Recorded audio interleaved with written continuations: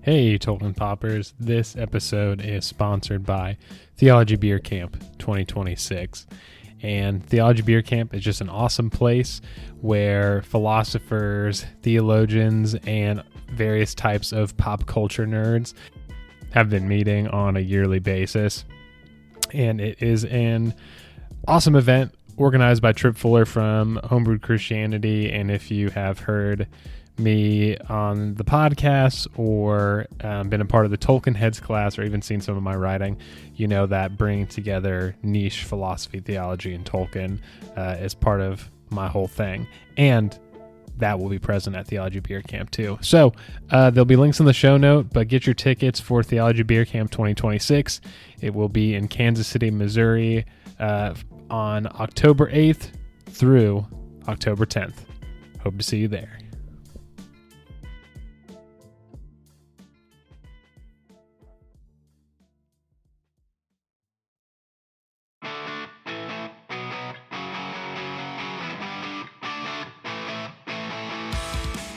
What up, Tolkien Poppers? It's Nick here with another episode of the podcast, and I'm pretty excited about this one because I got to sit down and talk with Dr. Sørina Higgins. And if you are not familiar with Dr. Higgins' work, she has been all over the Inklings online space, Tolkien, C.S. Lewis. She's specifically a Charles Williams specialist, and you might be like, Nick, I know who C.S. Lewis is. I know who J.R. Tolkien is. But who's Charles Williams? And we don't do a deep dive into Charles Williams, unfortunately. But we do get to talk about some of the other obscure Inklings briefly.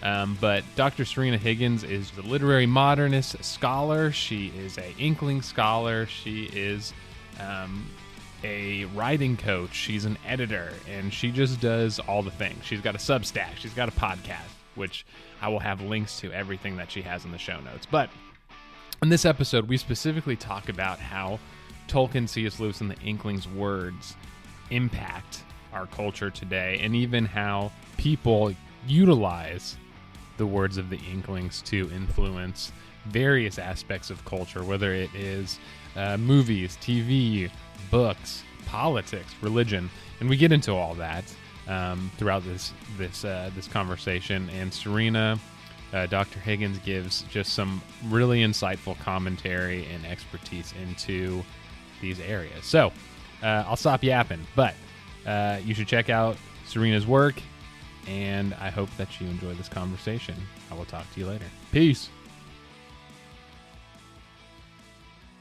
What's up, everyone? This is Nick with the Tolkien Pop Podcast, and I've got a real treat for you. We've got Dr. Sørina Higgins, and if you have been anywhere online in the J.R. Tolkien, C.S. Lewis, Inklings sort of spaces, and you don't know who Dr. Higgins is, I'd be surprised, but for those of you who don't know, you're about to find out who she is, and you need to learn more about her. But Dr. Higgins is currently writing a series of lectures and recording a series of lectures on the Inklings for one of the great courses from the Teaching Company, and has received a Clyde S. Kilby Research Grant from the Marion E. Wade Center for her forthcoming book, The Odyssey Inkling, An Introduction to Charles Williams, due out in 2026 from Apocryphile Press, so get stoked for that. She previously wrote and recorded C.S. Lewis, Writer, Scholar, Seeker, an Audible original from the Teaching Company, and edited an academic essay collection entitled The Inklings and King Arthur, which is also a book you should get. She is also the author of the blog The Odyssey Inkling, devoted to the study of Charles Williams' works. As a creative writer, Sørina has written a volume of short stories entitled Shall These Bones Breathe, and previously published two books of poetry, Caduceus and The Significance of Swans. Sørina and her Irish husband are the stewards of Avondale Homestead in upstate New York, where they wrangle a brace of cats, a chattering of chickens, and a variety of veggies. And also, if you're a creative out there, if you're a writer, you can hire Sørina to edit your work, guide you through elements of creative academic writing, and teach courses on literature and writing, or speak to your group about any of these topics. So, Sørina, thanks for coming on. Thanks so much, Nick. I appreciate it. Thanks for sharing that generous bio. I'm glad to say that the course from the teaching company is actually out. It came out on July 3rd, 2026, and we're recording on the 23rd, so people can actually get that through the teaching company, the Great Courses Plus, or Audible. Awesome. And I Maybe will maybe have some all other that places stuff. as well. Yeah, listeners, I'll have all of Serena's stuff linked here. So I did not know that that was available right now. But if you, any of the courses, if you're trying to do a deep dive, any of Serena's work is a great place to go. But to hear her speak and lecture is probably just a different level of depth that you wouldn't get to experience anywhere else. So check it out. Oh, thank you. Thank you. So, Serena, we were talking before we kind of officially hit record here, and we've kind of talked to each other on and off here on the internet for the past few years. Hmm. And I think our like growing circle of kind of mutual friends has kind of grown too. It So has, like yeah. I know the people at Northwind Theological Seminary, which I know you're involved with, and then Right. the dudes who did the Forge of Friendship. I had them on the podcast and met them, and I know you were a scholar who was on that, and Yep, so yeah. Ralph and Kirk are delightful. They love to take scholars and make them shine. they are hilarious too. Yeah, and we have friends through the Prancing Pony and Signum connections all over the Inklings verse. Yeah, yeah. Um, so it's cool to just get to actually talk to you here online, and then one day maybe I'll get to an in person conference and we can hang out. Let's do it. Yeah, I like it. So for those who aren't as familiar with you or your work, Serena, could you tell us a little bit more about kind of you, what you're focusing on? Obviously, we did the bio, but then of course my podcast particularly focuses on Tolkien. Could you tell us about how you first encountered Tolkien, maybe, and the rest of the Inklings, and how that's continued to just impact your life? Sure, yeah, thanks. It's kind of a typical story. My dad read me the Chronicles of Narnia when I was very little, and I reread those many times. I did not come across Tolkien until I was a teenager, and I actually found a copy of The Lord of the Rings in the basement lair of my creepy uncle. So I thought they were something a little naughty, and maybe that added a bit of frisson to discovering Tolkien. So I read those and loved those. And then an undergrad professor introduced me to Charles Williams, and then I began investigating Barfield from there. And then recently I've started looking into the other men, the more than a dozen, maybe up to 20 men who attended Inklings meetings at various times or were closely associated with them, as well as some important women writers connected to the Inklings. So I've been looking at that larger network, and that's been absolutely fascinating to look beyond just the four who tend to be named, because as far as evidence suggests, Lewis, Tolkien, Williams, and Barfield will only ever in a room together twice in their lives. So Mm. it's a misconception if we think like these were the four Inklings who met for years together. They weren't. They were involved in different seasons, but they did read each other and have mutual influence. Most people tend to just stick in the C.S. Lewis Tolkien range, and sometimes there's sort of a competition of who's better or who has the best work, kind of a thing. But then, like you said, it's Charles William and Owen Barfield, and it's no one really talks about anybody else. But there's this whole network of creatives and scholars who, Hmm. without all of their contributions, we really wouldn't have this sort of Tolkien C.S. Lewis Inklings thing. Exactly. C.S. Lewis's brother Warnie was arguably the most important member of the group because he's the one who provided the hospitality and made everyone feel comfortable. He was sort of the warm heart of the group, and he was an excellent writer himself. His letters and diaries are beautiful reading. He had his brother's skill of clarity and description, and he also was a very skilled amateur historian of French history. And then the other absolutely core member was Dr. Humphrey Havard, medical doctor. So he published in his field, right? He was an expert on like tropical diseases and also a practicing clinician and surgeon. But he wrote poetry for fun, and he was probably the most regular attendee after the Lewis brothers and Tolkien, or along with them. And so even though we don't have creative Christian fantasy books from him, the others would not have written what they did without him as a conversation partner, a beta reader, a critic and encourager. Ah, it's so cool. I could like go down this rabbit hole with you here, just because you know the being a person of letters and just how, and I think that both of us being people of letters, like having that community and sharing each other's stuff, it's just such like an experience. It's hard to explain when you Mhm. get the right people that can understand what you're trying to do, you know? Oh, it's priceless. Yeah, I have this amazing group called the Authors Circle that is basically my Inklings, and we do that. We read each other's work and we critique it, not always gently, and help each other to be much better writers. I love that. I love that. And even already in our introduction, like we've covered already just kind of a wide range of topics, but I mean, I think that's kind of reflective of your own work and what you do. Your expertise include like literary criticism, including modernism and medievalism, which I think you're a modernist, right? Right? That's right. Yes. Yeah. Yeah. And of course, we talked about the Inklings, creative writing, and you've also done some religion and culture stuff through the 1619 part of your podcast series, at least. And I know you've Right. talked about it for War to Do Things too. But why has your scholarship, as well as your personal and professional interests, why has it incorporated such just a wide range of focuses? Thank you. Yeah, I appreciate the question, and I think that's generous. It's funny, it doesn't seem wide to me. As a scholar of literature, it seems like a pretty narrow slice of 20th and 21st century literature by religious authors in English and even in certain genres. So it seems pretty small to me compared to the vast swath of literature from all periods and all languages.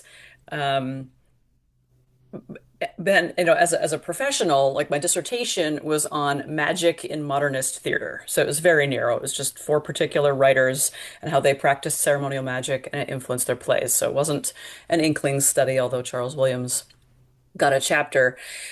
But I see what you mean because I am a little bit all over the place. I've got my professional academic writing, then I work on the Inklings for wider popular audiences. Then I have a YouTube and a podcast and a Substack, each of which has its own sort of branding. But for me, it's all about how we choose the best words in the best order to best express God's reality. So Hmm. everything I study and investigate, it's about a search for revelation, for epiphanies. It's about following the path of Sehnsucht or longing, right? C.S. Lewis wrote about this joy, this yearning that he wanted to fulfill, and it led him to study literature and to love nature and art and music. And eventually he thought he found it fulfilled in God.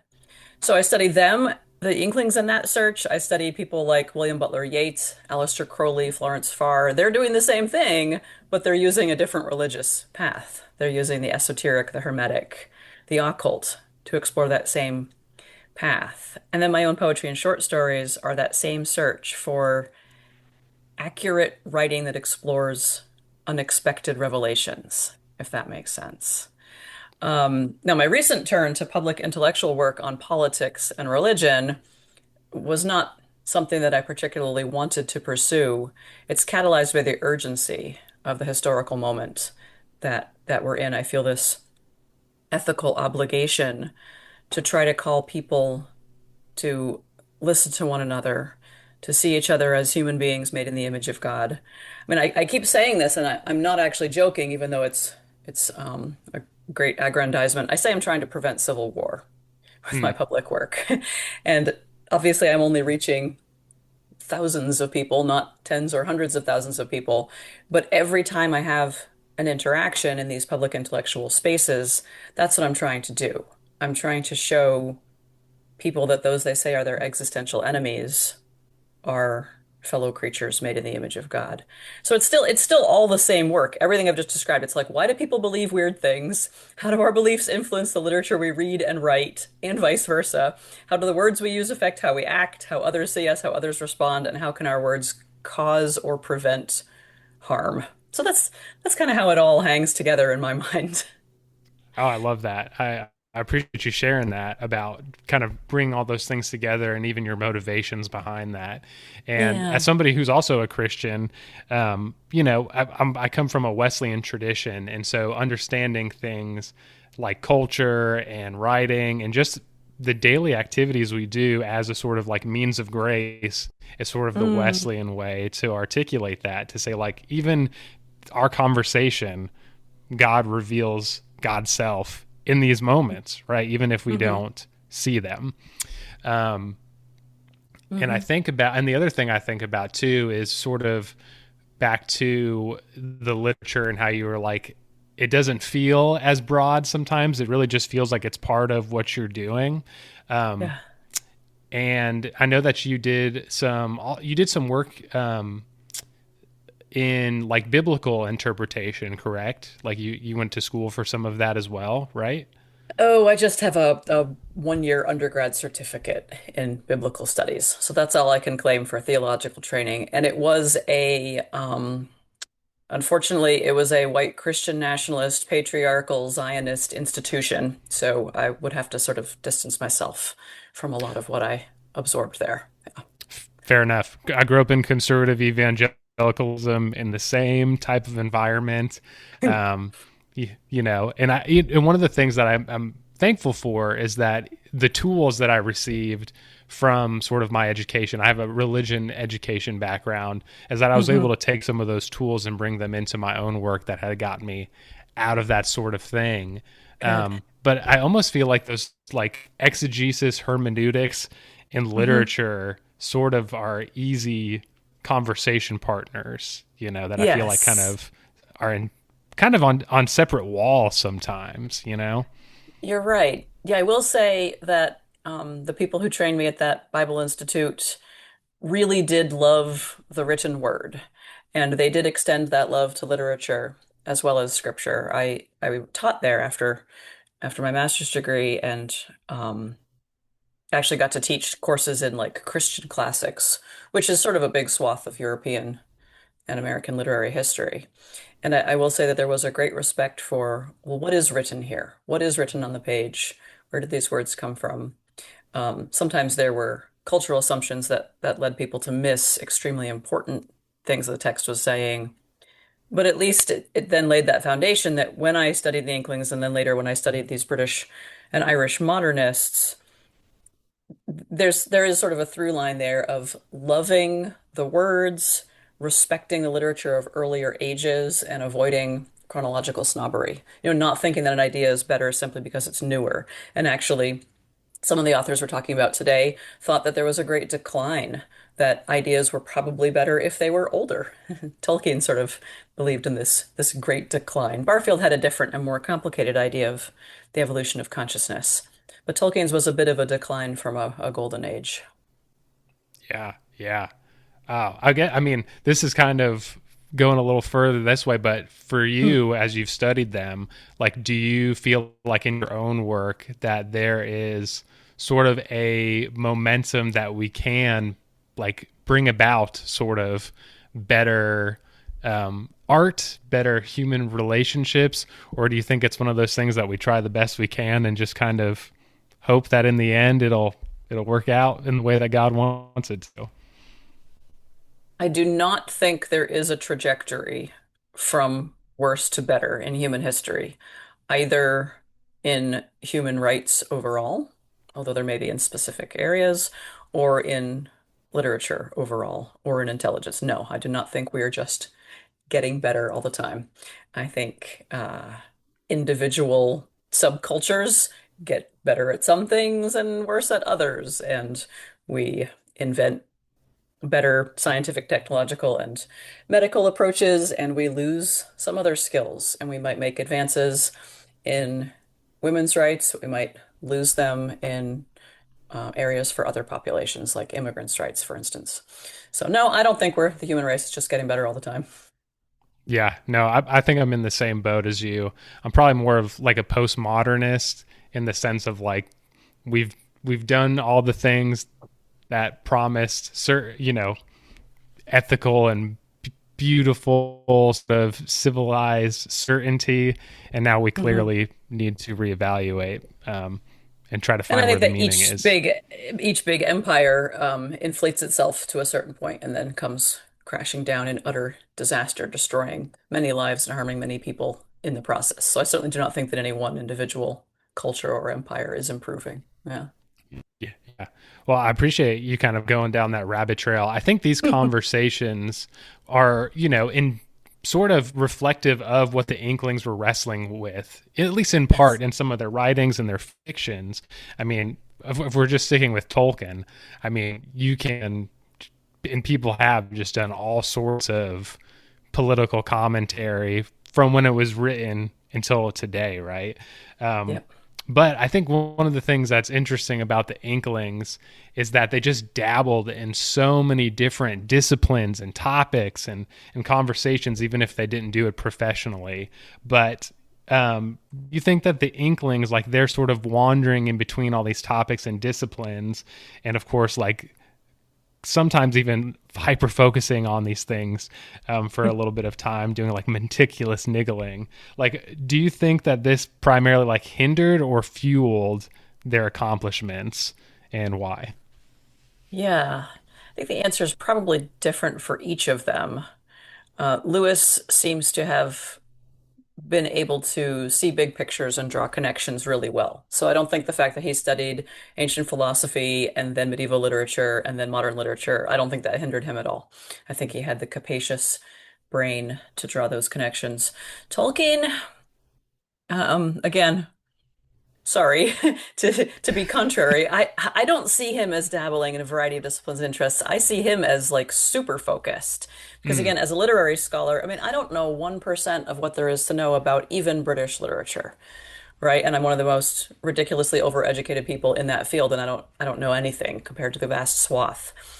Because I'm a modernist. I focus on like 60 years of British literary history with one theme that's so narrow. And Tolkien also was extremely focused. He did Germanic philology, the languages and literatures and cultures that are ancestors of today's English. And he was the great expert of his generation on that particular field. And then his fiction are stories that allow him to experiment with the linguistic principles and the language theories in practice. So he made a world in which he could take what he knew from his scholarly expertise and play with it, right? Like he built Middle Earth as a playground for his literary, linguistic, philological theories. So that seems pretty focused to me. Unfortunately, I do think his niggling hindered him exceedingly. I recently had Professor Simon Horobin on my show. He's a delightful person. He is essentially doing the work at Magdalen College, Oxford now that C.S. Lewis did then. And he's just a delightful scholar, an expert in languages, a consultant on the Oxford English Dictionary. And I asked him, how do current Oxford scholars think of Tolkien? And he said, well, they respect him mightily because he laid a foundation for everything they do. And yes, Tolkien's work has been surpassed, but it's been surpassed because of what he did. Like he could mm, not have been surpassed if he hadn't done his own work. But he also said that Oxford scholars are very disappointed that Tolkien never produced his masterful study of Anglo-Saxon language, literature, and culture, that he could have done better than anyone else, and that he was trained as a scholar to do, and that he was expected to do as a faculty member there. So I wish he had done that. And I wish he had just written a readable version of the Silmarillion. I know it never would have been to his satisfaction. I mean, I know he really wanted to write it in like Quenya verse. Um, but I really wish he'd just written a readable prose version so that Christopher didn't have to struggle to make one up without a frame. I wish he should have just finished the Notion Club papers. So yeah, I think his niggling hindered him exceedingly.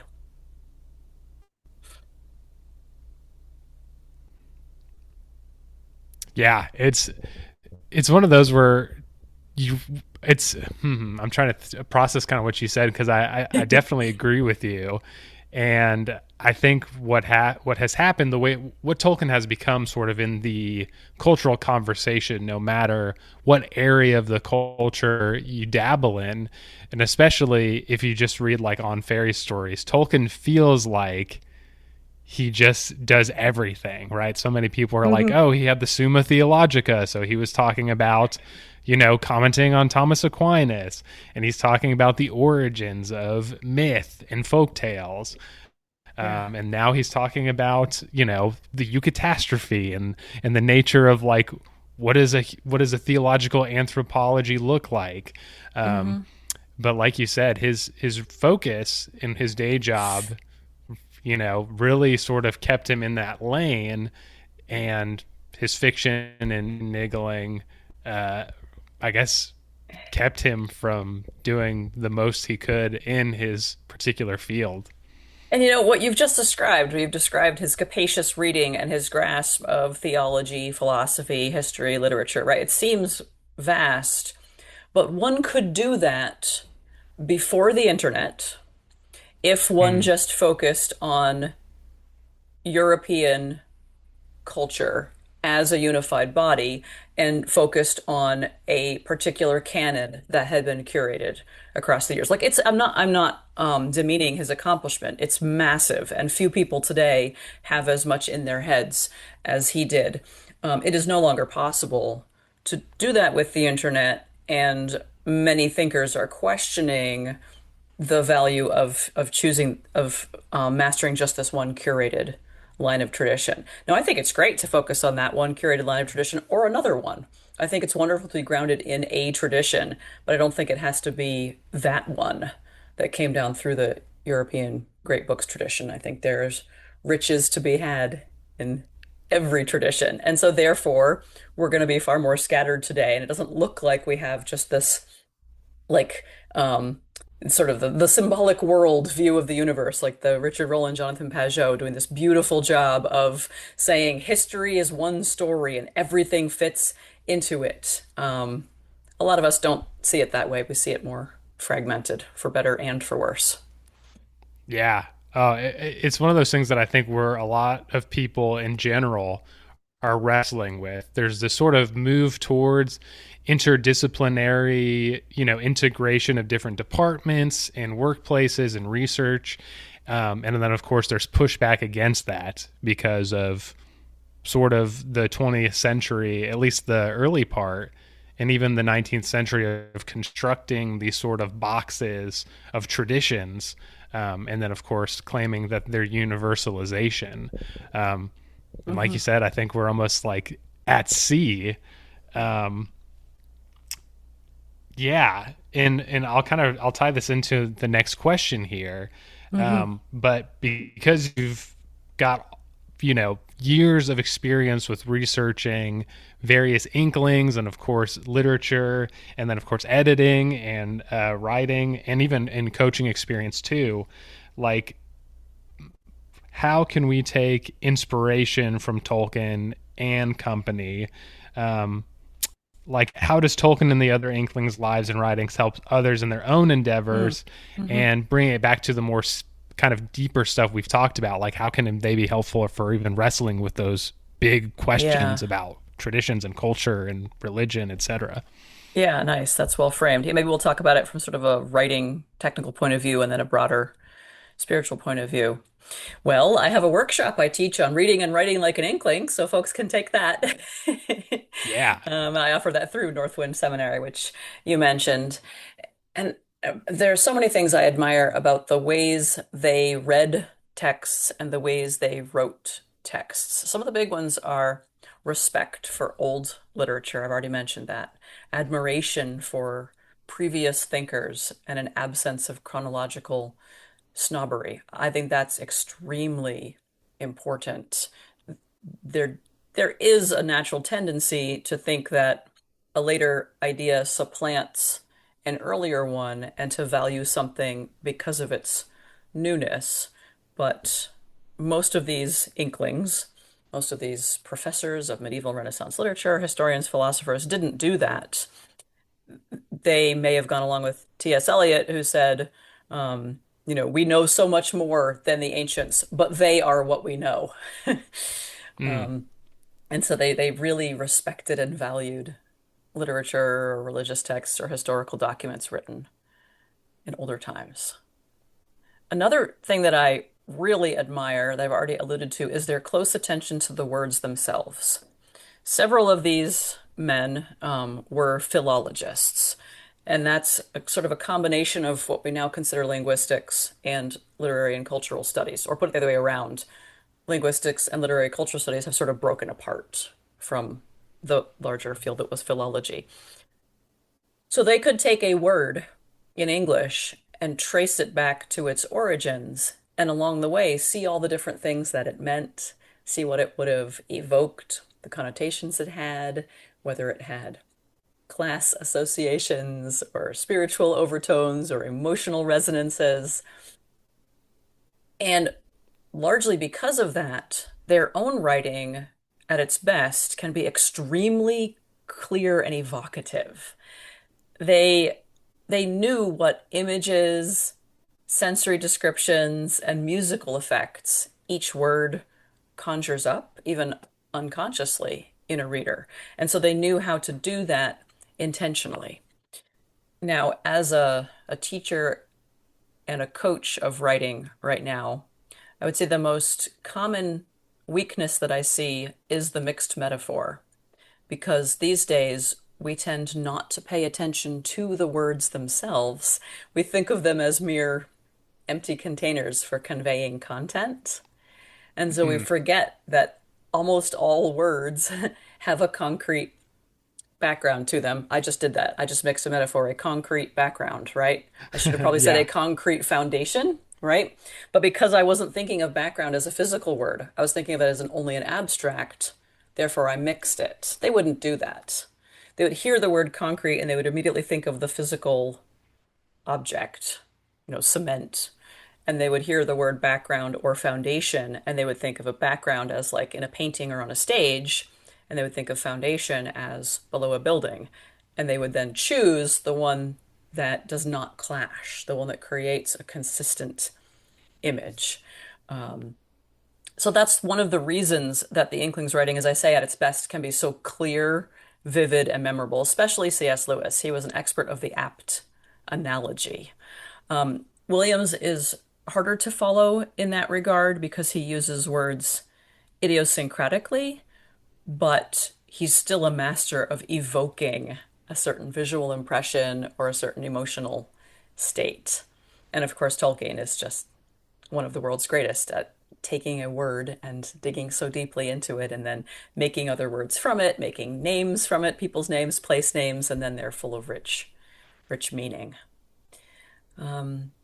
So those are some of the things that I admire about their writing and that I've tried to learn from as an author and as a writing coach. Maybe we want to chat about that a little before we go more broadly theological. Yeah, that'd be great. Yeah. I think one of the things, and actually our first conversation that we had via, I think it was, um, oh, it wasn't Discord, Slack but or Slack, right? It was Twitch or one of Slack, those, yeah. yeah.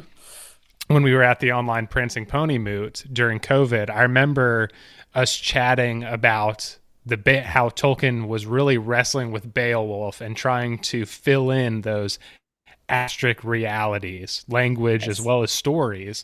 And I was reading an essay recently about just Tolkien not only creating fictional languages, Quenya and all that, and kind of dabbling and trying to create those sort of linguistic histories, but also when he like translated his own version of Beowulf, he was even creating his own sort of compound words from the existing Old English vocabulary. Mm. And like you said, it wasn't sort of in this way that was so abstract, but I think that's probably difficult for readers today to probably just comprehend because we don't even think about what we're saying. Even when I read like modern fantasy books that are based in a sort of a pseudo medieval time, and they use things like, oh, I rocketed this way, or they use certain profanity that probably didn't exist or was used in the same way that we use it today. And it sort of takes you out of the story sometimes. Hmm. And I wonder, this is kind of just me sort of spitballing off of what you said there, but maybe like for writers and those interested, like how do we bring those two back together? How do we bring the concrete, back to the foundations as opposed to sort of abstracting it and it's living out there in the ether for us to sort of just place wherever we want? Well, you can take my upcoming YouTube course on metaphor. Yes. Um, but how do we do it? Well, we just really essentially turn on that noticing mechanism in our brain. Hmm. We just consciously say, I'm going to start noticing what the concrete meanings of these words are or used to be. And I think that's all it takes is like just starting to be aware of it. And then you'll notice all over the place. You'll notice mixed metaphors in your own writing and others and start being able to correct them. Now, super important note here. I am not talking about grammar. I am not talking about mixed metaphor as a pedant. I am talking about what Barfield's called the ancient semantic unities. Barfield believed that once upon a time in the ancient world, humans had this unified, holistic conception of the world that what we would now break up into separate meanings of a word or separate realities, the ancients would have seen as one unified whole. So, for instance, he uses the great instance of the word breath or ruach or spiritus. So, when you and I think about the many meanings of the word inspiration and inhalation, we think of them as separate, right? We think, I am pulling oxygen into my material lungs as a separate thing from, oh, I've just had a great idea. We think of that as a separate thing from the Holy Spirit inspired the writers of Scripture. And we think of that as a separate thing from Zephyrus, the breeze, is blowing out among the trees. Barfield says that for the ancient mind, those were all one thing. They would not have comprehended the way I just divided it up. Because when I am taking a breath in, I am inhaling the vitality of Zephyrus or whichever wind is there. And I am being inspired by my inspiration of divine energy when I get an idea, when I write a poem. And so the writers of scripture were inhaling, inspiring the Holy Spirit through their lungs, through their body, coming out in their hands as they wrote down the words of scripture. So Barfield believed that ancient minds had this holism, and then part of what makes up modern consciousness is chopping those up into pieces. It's somewhat comparable to Charles Taylor's idea of the permeable and the impermeable self. Oh, That, yeah. right, the older self was open to these divine influences and these sort of vital forces in nature. It's almost animism, except it's Christian. Um, and now we've divided them all up, and Barfield thinks that's unfortunate, and that we have a there's a poverty in the way that we experience the universe, right? So he said, what great writers do is they reunify those things, or they show us the unity that's there all along. So when the Western wind shows up in a poem as a person, but is inspiring people as they breathe, Barfield says the poet didn't invent that. He or she rediscovered it and is showing us that there's an ancient unity to these things. So when we as authors pay close attention to the words that we're choosing, if we do that really well, Barfield thought we could then be conveying primal spiritual truth by simply putting the right words together and whew, something vital springs back into existence. Yeah. Oh man, I just and of course tying that back into Tolkien's on fairy stories, and Yes. I know Verlin Flieger is kind of like the person still where we're like, oh, this is how we know that Tolkien was inspired by Barfield, and I know people are still doing work with that, but I'm particularly thinking of when Tolkien talks about like us taking those language and meanings of and abstracting them and locking them into a sort of box and how we need to unlock them and let them live their lives. And then, of course, we're cooperating with these meanings and languages in a way that's not domineering. And just thinking of Northwind, Thomas Ord is like one of my theological dudes, so I'm very much in his vein. And Alfred North Yeah, Whitehead, yes. who is sort of the process guy, he talks about, like, he uses the same color, like when Tolkien talks about green grass and the green dragon. Like, Alfred North Whitehead in a essay talks about, we can divide green, and I think he even says grass as well. And he says, Mm. but one of the issues we do is that then we say, ooh, look what we've done. We have conquered nature, because we Mm. can take green from, grass, and we can throw it onto the dragon, and now we can just twist it to whatever we want to do. And he's like, we've tried that already, and clearly it's not working. Oh, yeah.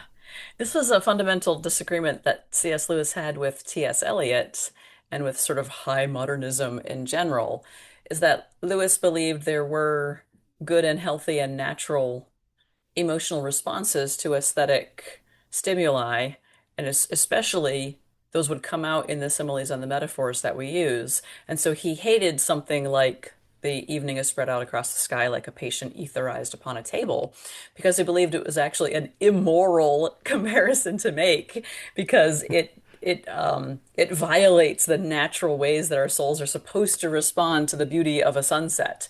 We're not supposed to see a beautiful sunset and then violently twist the comparison until it comes to like this inert suffering body under chemical influence. And Eliot had had his own reasons for what he was doing, and I think perhaps they were a little more in tune with the cultural moment, and he was certainly a better poet than any Inkling by miles. Um, but Lewis was leaning on the side of the archetypal, right? The traditional, um, and trying to rediscover those ancient semantic unities. I think part of what Eliot was doing was saying, let me show you the extent to which we've violated those ancient semantic unities. Let me show you the extent to which we have fragmented our world and turned it into a wasteland. He wasn't necessarily recommending creating wastelands and living in them, quite the contrary. Yeah, the way that people talk about Eliot, which I know, the most of what I know about Eliot is like from work from people like you and scholars and critics who have dealt with Eliot. So but it kind of reminds me of the way that people kind of interpret Nietzsche, where when he says God is dead, he's not saying, yes, God is dead. He's saying our culture has basically made God irrelevant. What do we do now? Right. And it sounds like almost T.S. Eliot is doing something a similar vein, where it's like we've taken language and twisted it and made it into this wasteland. Hmm. And I don't, so now the implications of that as far as his intentions and then what his overall goal, I don't know entirely. But from what you said, it sounds like there's something that's resonant between them. Yeah, and that's not T.S. Eliot's final word by any means. I mean, even the wasteland is itself is an Arthurian grail quest for meaning, and then of course the four quartets is just a magnificent investigation of time and redemption and the work of the Holy Spirit. Yeah. And Mm. Lewis and Eliot sort of made it up later in life. Charles Williams tried to promote that. He got them together for a dinner because he was best friends with each of them. And so Williams got them together for a dinner, and it did not go well. Apparently, the first thing Eliot said was, "Well, you look a lot older than your photographs." And I get the picture of Charles Williams just sitting there leaning back with his arms crossed while Eliot and Lewis either try to be polite or send sophisticated barbs at one another. But Man. but later on, after Williams died, Eliot and Lewis were together on a committee for a metrical translation of the Psalms, and apparently they made up a lot of their differences and discovered how much they had in their common faith. Ah, man, so cool. Yeah, people, if you haven't done a deep dive on the Inklings or done any biographical work, we elevate these dudes to like almost a divine place, but they had drama. They had real life stuff that, we don't attribute to them a lot, but they dealt with Oh, a lot of that stuff. don't get me started. Yeah, they were very broken people. They were very Yeah. broken men, and they made a lot of big mistakes. They wrote a lot of things that one wishes they had had a chance to retract when they matured more. And they committed a lot of sins and some of them even abuses in their private lives. Yeah. Mm, mm. Well, and I think that's one of the reasons why I love your work. That's both scholarly as well as kind of what you've done with the podcast and other aspects of your blogs and Substack, is that not only do you take inspiration from the Inklings and other writers, but you also like criticize them, which I feel like is just sort of a Hmm. good way to do. I guess it's a really good way to have a relationship with anything, but particularly through like a scholarly lens. But I think it's hard, especially for fans, to hold the tension of Tolkien was a really good writer, and also saying there are some things in his lives and what he wrote that are kind of oof. They're not, they've got some stuff to it. Um, Hmm. why do you think finding that balance in that area is important? And or if I'm wrong in my assessment here, like tell me why that standard does not hold as much weight as I've just given it in that question. You're not wrong. You're not wrong. They're a mess, and I do not know why that surprises us. I do not understand these conversations where we're surprised that an author we admire is a really broken person who really hurts others. I don't understand that surprise. So yeah, the Inklings were kind of a mess as human beings. Yeah, they were delightful, they were kind, charitable, hilarious, really, really good friends, but they also didn't really understand women. They didn't really understand themselves. They were unfaithful, unchaste, untidy, a little bit racist. Barfield didn't seem to care whether he wrote in a way that anyone could understand.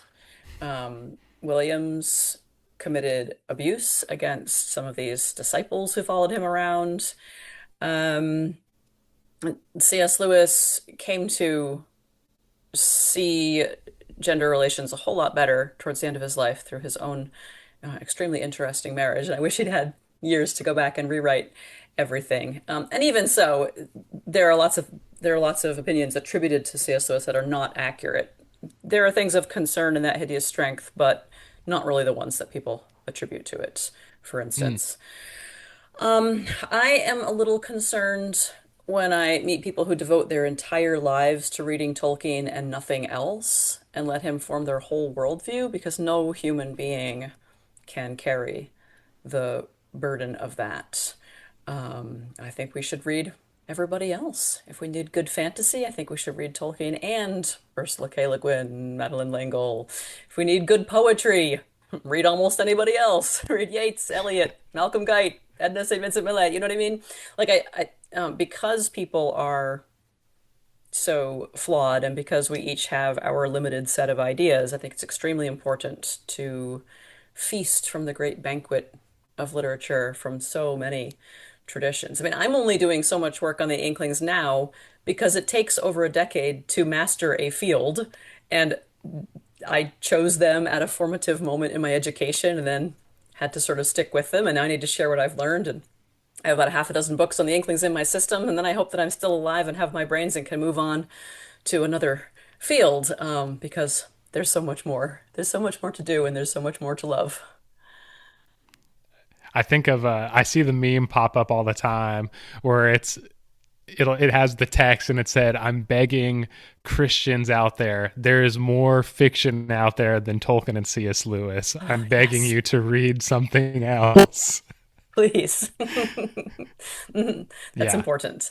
Yeah, but it is hard because, like, even as a scholar, I will never finish the work that I want to do, even on just one writer, because it's a fractal, right? It's endless. You can keep going to greater layers, greater levels of detail. And I feel that I do have a sort of a moral obligation now that I've learned stuff to share it. But I would like to go on and learn other stuff and then share that. But I'm more than halfway along my life's journey. Now, wanting to do everything that you want to do is one of the biggest mortal conundrums, you Hmm. know? Hmm. Hmm. Yeah, I have a buddy of mine who is a scholar and he does a lot of punk academia, but he's like a Marxist scholar too. And so, but he talked about, he's like, there's no way I can read all of Marx. He was like, there's no way. He's like, that doesn't mean I can't say something intelligent or know what his vibes are, but he's like, I'm not reading all 3 volumes of Das Kapital or whatever. And I'm not a Marxist, but there's so much, that's just a critic and somebody who is a focus of scholarly attention and all sorts of things that just wrote an ungodly amount of stuff that it's like, if you want to live a real life, you can't just spend your time reading only that person. Right. Yeah. Yeah. Absolutely. Yeah. So, it's clear that the Inklings, Tolkien and Lewis in particular, have really shaped much of our popular culture, at least here in like the U.S. and in England and sort of the sort of things, even though they have like a global influence. But they're not only brought into dialogue with writers and creatives, but of course politicians, businessmen, philanthropists, and religious figures, both good and unsavory. But like part of your work with the Words Do Things podcasts has been to address sort of these religious and cultural realities that impact the way we communicate with others and engage in the past and the present. Do you think it is appropriate to invoke people like the Inklings when wrestling with these areas that have such tangible effects on our world? Or are they just sort of like, we can't depend on them for that? Yeah, sure. Why not invoke them? I don't see a problem. Or use Homer or Shakespeare or use MLK or Nelson Mandela or, use Ted Chiang or Lou Tashine or Mary Dory Russell, Octavia Butler, and K. Jemisin, and Eddie Okorafor. You see, I'm not saying that all traditions are just the one same lump. I'm not saying that all authors are equally valuable. And I'm not saying that every religion or worldview is ethically identical. But all truth is God's truth. And because of the Imago Dei, every human who has a brilliant brain, a fertile imagination, and a well-honed writing ability has valuable things to say to us in our moment. The Inklings are a little richer than some because of their huge education. So you could get Homer, Shakespeare, Aquinas, Chaucer, Augustine, Dante through the Inklings, right? So it's maybe a little bit of a shorthand, a shortcut to getting all of that material. The way that some of the other authors I mentioned are, they're not the same because they're not scholars of that literature. But every one of them that I mentioned, and I just took sort of some that I admire, or some that are doing important work, even if I don't like it. Each of them is incredibly well read. And so each of them is also a shortcut to other thinkers, right? So, like I said earlier on in our conversation, like I think you need a tradition. I think Hmm. every one of us needs to read deeply down one vein of literature. How's that for a mixed metaphor?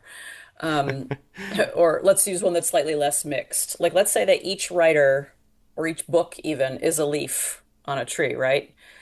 Like, as you say, you cannot pick all the leaves on the entire tree. So you can just sort of choose randomly, like, all right, I'm going to read this Chinese one here, and this Indian one here, and this African one here, and this Native American one here. That's great, because then you'll be doing comparative literary work in your own mind. Or you can like try to get all the leaves on one branch, right? Or on one twig and then on one branch, and you can sort of see how they grew from one another and what they have in common. So I think studying what's in common is great. I think studying comparatively is great because all really thoughtful writers from every culture, every time period, and every geographical part of the globe are all wrestling with the ultimate questions. And then when a specific local political problem rises in a culture or a subculture, there are people who have written about the general principles underlying that. And so you can get at you can let me say it a different way. You can find an ethical principle for how to face a current American political problem by reading Chinese science fiction or by reading, an ancient epic from India.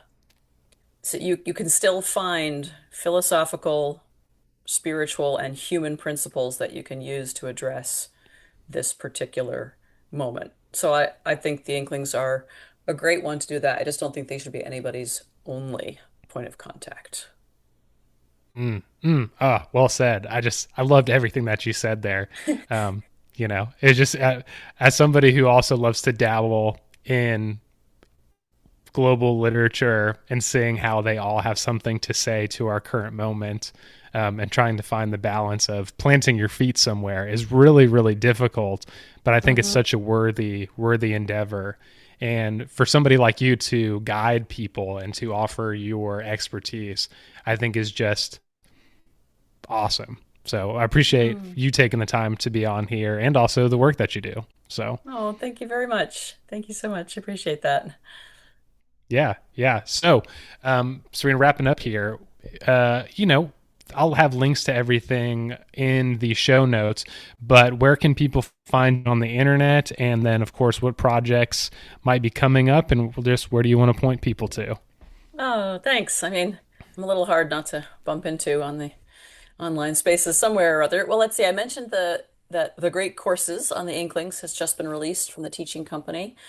So that's something I'm pretty excited about. I've got the Words Do Things podcast, which can be found on YouTube and wherever fine podcasts are streamed. And your audience in particular would be interested in the series that's just wrapping up called Elvish English. It's kind of a who's who of Tolkien scholars and personalities that I got to talk to, some of the greatest minds working on Tolkien today. And I asked them about Tolkien's theories of language, about the impact of his own work, and whether or not he's relevant to today, and if that's a good question. So, really pleased with that. The next series on that show is going to be called A Gentle Answer, and I'm going to bring together ideological enemies and make them speak and listen respectfully to one another. Ooh, spicy. Oh, yeah. And then after that, it's going to be That Hideous Strength as Prophecy. So hopefully that will Wow. be that Ed Michael Ward will be my first guest on there. So yeah, so YouTube, I'm on youtube.com at Dr. Sørina Higgins. If you want to hear me talk about politics, then God help you, but you can subscribe to my Substack, also substack.com at Sørina Higgins. I'm working on a series of articles there on how to cross political divides and especially religious divides in Christianity by using rhetoric. Like I'm literally giving challenges to pastors like, if you're conservative, I want you to say such and such. If you're progressive, I want you to focus on such and such to show each other good faith and bridge that divide. If you're a writer, you can hire me as your consulting editor or writing coach at wordhoard.com, wydhoard.com. And if you like my work, you can support it by joining my author's circle, buymeacoffee.com/HigginsSørina. So that is all the things. Thank you, Nick, for indulging all that. Yeah, awesome. Everyone go find Sørina. Links will be down there. But if you just Google Sørina Higgins, whatever particular inkling you like, literature, you will find her. And go subscribe to her stuff. Go watch her stuff. Go take her classes. Yeah. Because there we'll get into more like real content. I mean, you and I had so much to talk about today. We didn't even really dig into like the actual content that I love, right? Like the ideas, the scenes, the characters, the stuff like that, because we wanted to sort of give the big picture. So there are other places where I can do that. Yeah. Yeah. I appreciate you. Appreciate you too. Thanks.